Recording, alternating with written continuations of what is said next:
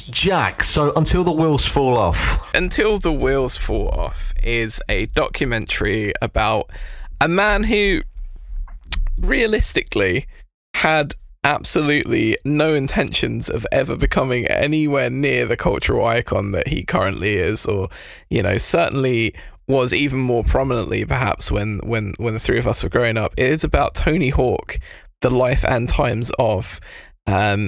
So obviously Tony Hawk, he grew up kind of in the 80s, and in the 80s the skate scene was very much like, you know, you're doing it for the culture, man. You know, you're not skating to try and achieve things or become famous. You're doing it because of the love and the passion. And along comes Tony Hawk, this kid. He's got like a wedge of blonde hair, and he can fly around on his skateboard, and he basically changes the way that people skate. He starts ollieing up into jumps, he starts getting air, and he starts doing tricks. And initially people saw him as like, this is a cheesy circus clown and no one is ever going to appreciate this. But what he was doing was essentially inventing vertical skateboarding. I was going to say, like, up until that point was skateboarding, because I've seen bits and pieces of documentaries and stuff over the years, but like up until the 80s, was the skate scene basically just street skating? It wasn't so much street skating. It was like skating, you know, like lines and stuff, and like carving like down different runs, and skating in pools, and like it just wasn't. It wasn't about tricks. It wasn't necessarily about sport. It was very much of like a kind of lifestyle. And you see kind of a couple of the pre-Tony Hawk skaters who are kind of like these gnarly old, you know, almost like, you know, the skateboarding equivalent of a hippie, saying how much they really hated Tony Hawk when he was a kid, coming along and just doing all of this clown shit that nobody wanted. And just the huge amount of adversity that this guy had to face in his life to get to this point. And he gradually becomes this insane, like, underground, eventually really popular in like magazines and stuff, skating icon. And he has this whole career, and then it dies.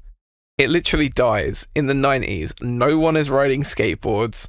No one really cares. Like, after the sort of, you know, Bart Simpson and the cowabunga of it all, kind of like the early 90s where it was at its peak, it just dropped. And how he had to survive that, and what he carried on doing to get, you know, not even necessarily recognition, just to get by in life. He was barely making any money, and then it kind of follows his life through the insane and bizarre like re-emergence of skate culture in the late 90s with like all of the pop punk bands, and, you know, eventually Activision signed him up to a video game. And it's just a really fascinating insight into all of the things that kind of work in behind the scenes with Tony Hawk, and how he has this insane dedication to just keep going. And you see a lot of intensity in him that you don't necessarily notice, because, you know, like, Tony Hawk in interviews is the most laid back man alive. You know, even the way he tweets about people who recognize him as like, oh, person at the airport thought I was Tony Hawk. Turns out I am Tony Hawk, and shit like that. You're like, okay, this guy's kind of a nerd. He's kind of like a bit weird, but he's actually just an intense, insane, like, just overachiever in life, really. And towards the end of the movie, it almost gets a little bit sad, because this guy's in his 50s. And so the first scene of the movie, you see him trying to land. Obviously, his most famous trick is a 900, right? Which is 900 degree spin.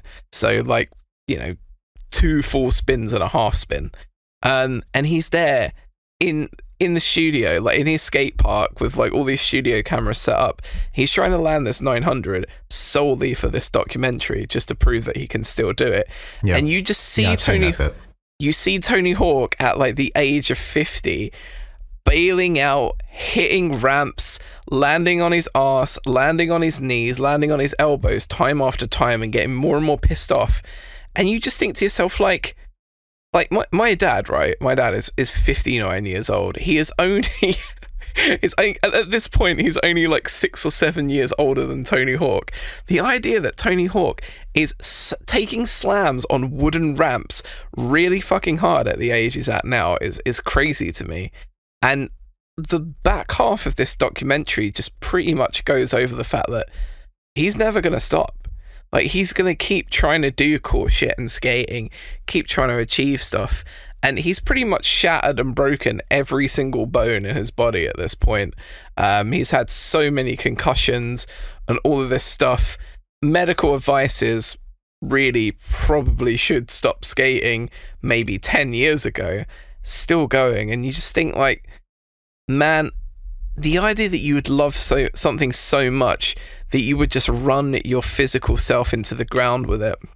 And it really paralleled with, like, I know obviously Barry and Mark and me myself, like, even if I'm a bit of a Laps fan these days, see the parallel of like these wrestlers who keep going, keep doing it for the love of it, run themselves into the ground.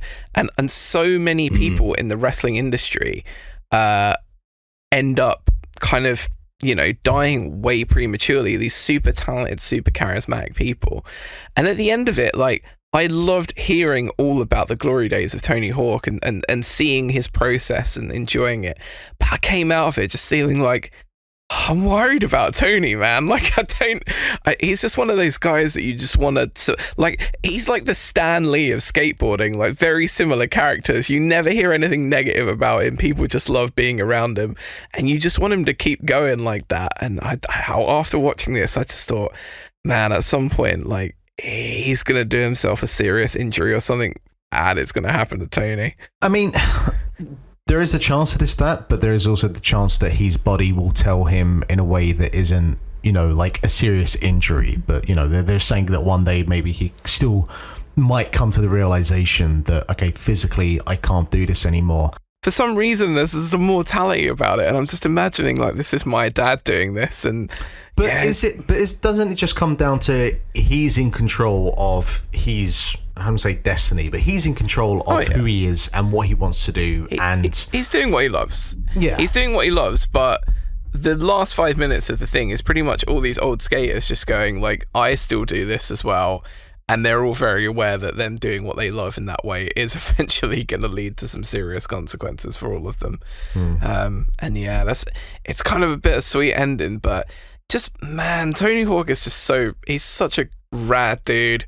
Honestly, it's so bizarre that all of this initial part of this documentary is all about what skateboarding thought was the inauthenticity of this guy, and then by the end of it you're like, this is one of the gnarliest fucking human beings that's ever existed on this planet. He has pushed his sport to the absolute limits of what's possible and then beyond that, and he's still trying to do it at this age. And as much as I worry and as, you know, sad as it would make me if something happened to him, you just can't help go, fuck, man, Tony Hawk is gnarly.